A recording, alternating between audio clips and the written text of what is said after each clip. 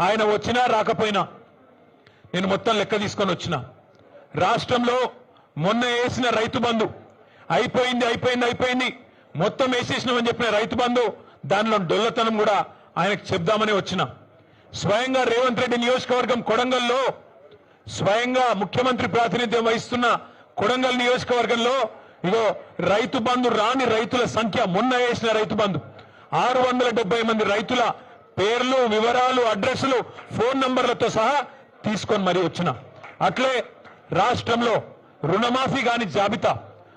గాని రైతుల జాబితా లక్షల సంఖ్యలో ఉన్నవారు వారందరి జాబితా కూడా తీసుకొని వచ్చినాం అట్లాగే ఈ రాష్ట్రంలో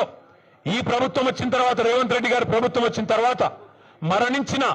బలవన్ మరణాలకు పాల్పడ్డ 600 మంది రైతుల లిస్టుతో సహా తీసుకొని వచ్చినాం అట్లాగే ఈ రాష్ట్రంలో బోనస్ రాక పంటలు అమ్ముకునే దిక్కులేక ప్రభుత్వం కొనక మిల్లర్లకు అమ్ముకొని నష్టపోయిన రైతుల జాబితా కూడా మీరు ఇవ్వమంటే ఇవ్వడానికి సిద్ధంగా ఉన్నాం ఇవాళ రాష్ట్రంలో ఎరువుల కొరత రైతులను సతమతం చేస్తున్నది ఒక ఆధార్ కార్డు మీద ఒకటే ఎరువు బస్తా ఒకటే యూరియా బస్తా ఇస్తామంటే ఇలా రైతులు మళ్ళా లైన్లు కట్టి చెప్పులు క్యూలో పెట్టి ఎదురు చూస్తా ఉన్నారు ఫర్టిలైజర్ దుకాణాల ముంగట రేవంత్ రెడ్డి అధికారంలోకి వచ్చే ముందు ఒక పాటను తయారు చేసి దేశం మీదకి వదిలిరు మళ్ళీ ఆనాటి రోజులు తీసుకొస్తామని చెప్పాను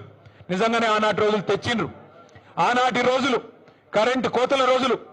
మళ్ళీ ట్రాన్స్ఫార్మర్ల పేలిపోయే రోజులు ఆనాటి రోజులు ఎరువుల కోసం విత్తనాల కోసం లైన్లలో నిలబడే రోజులు మళ్ళీ కాంగ్రెస్ ప్రభుత్వం తీసుకొని వచ్చింది ఇందిరమ్మ రాజ్యం అంటే సంక్షేమ రాజ్యం వస్తుందేమో అనుకున్నారు ప్రజలు కానీ ఇందిరమ్మ రాజ్యం అంటే అక్రమ కేసులు ఇందిరమ్మ రాజ్యం అంటే అణిచివేతలు ఇందిరమ్మ రాజ్యం అంటే నిర్బంధాలు ఆనాడు 50 ఏళ్ల కింద విధించిన ఎమర్జెన్సీని మళ్ళీ తలపించే విధంగా ఇందిరమ్మ రాజ్యం అంటేనే భయమయ్యేటట్టు ఇలా మళ్ళొక్కసారి పేదల మీద గిరిజనుల మీద దళితుల మీద దాడులు చేస్తూ చివరికి సోషల్ మీడియాలో ఒక పోస్ట్ పెడితే రీట్వీట్ పెడితే నల్లబాలు అనే ఒక బలహీన వర్గాల తమ్ముడు శశిధర్ గౌడ్ పిల్లగాని పేరు ఆయన తీసుకుపోయి ఇలా జైల్లో పెట్టిండ్రు అందుకే ఇందిరమ్మ రాజ్యం అంటే ఏందో ప్రజలకు అర్థమైంది ఆనాటి రోజులు అంటే ఏందో అర్థమైంది మార్పు అంటే ఏందో అర్థమైంది అన్ని విషయాలు అర్థమైనాయి కాబట్టే